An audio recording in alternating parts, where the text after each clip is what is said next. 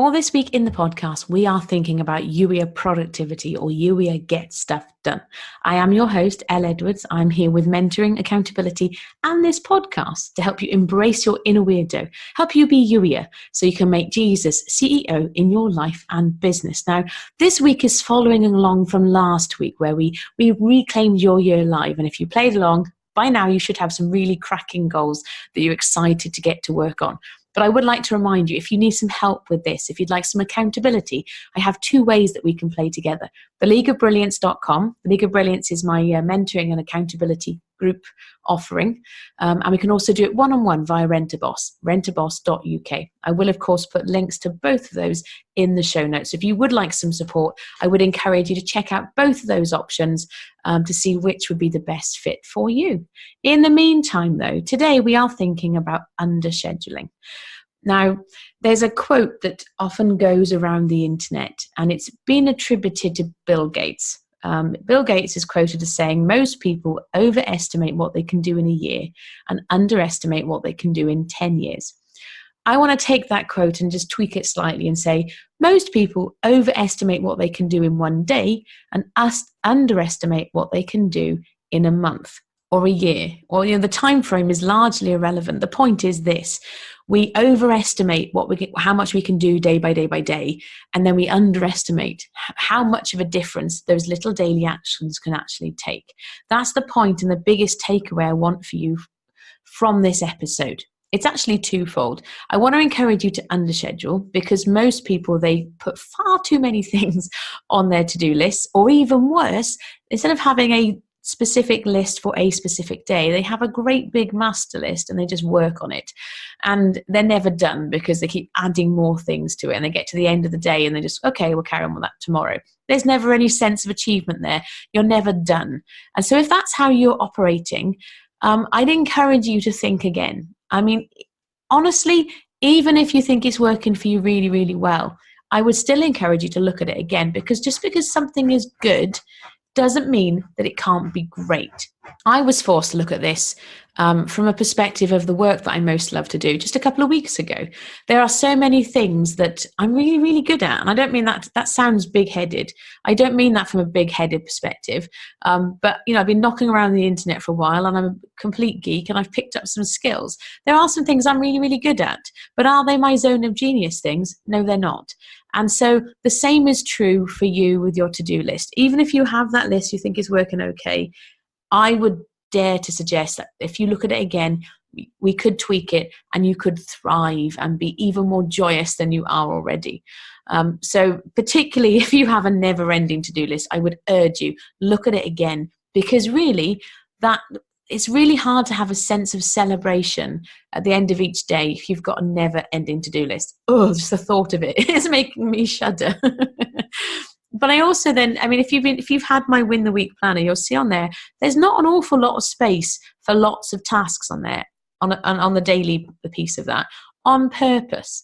Because we do tend to, like the quote says, we overestimate what we can do. And it's fine. I mean, I quite often, and probably at least once or twice a week, I'll write some stuff down, and then one or two things I'll put a little arrow, and I carry them forward to the next day. There's no harm in doing that.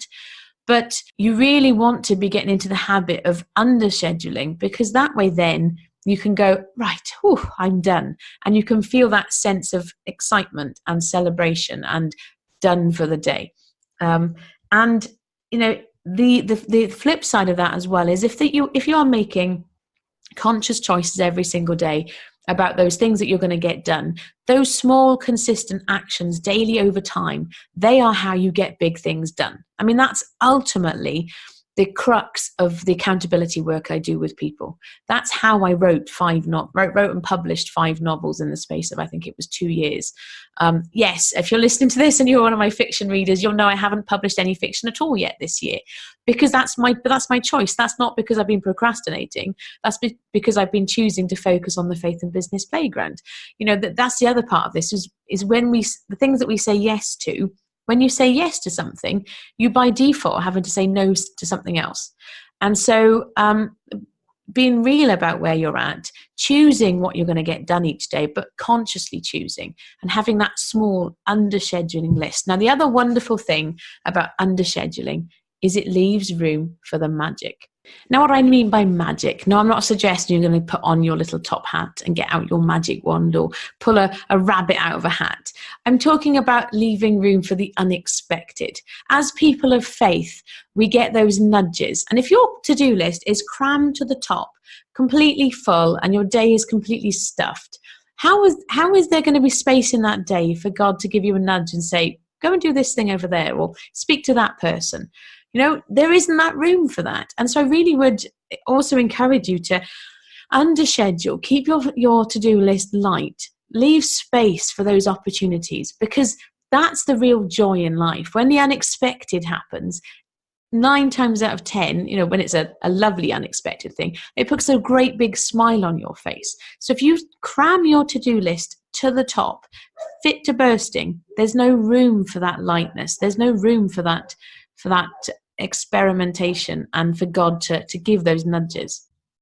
It also gives room for a bit of flexibility as well. I mean, if you've got really good listening skills, you will have noticed that there was a dog barking just a moment ago.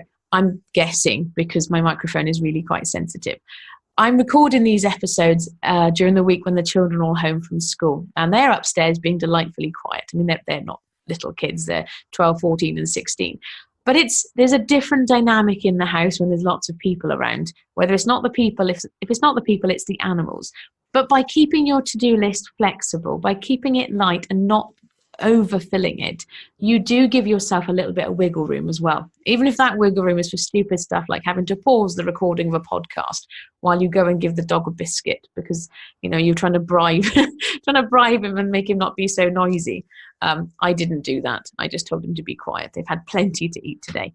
But I use that as an example. So there are lots and lots of really good, valid reasons why your to-do list would be so much better for you and for the world if it wasn't crammed to the top. But of course, if this is challenging to you, if you're like, oh yeah, I like the idea of that, but how would I ever get anything done? I would invite you to check out my accountability options. If you like to do this stuff as part of a group, I have the League of Brilliance is mentoring and accountability in a group setting, theleagueofbrilliance.com. Or if you prefer to work one-on-one, rentaboss.uk is the link you need to find out more. I shall be back tomorrow. I'm going to give you a quick heads up. Tomorrow we're thinking about the one thing. Now then. But I look forward to sharing that with you then. In the meantime, thank you for listening as ever. Take care. Bye-bye.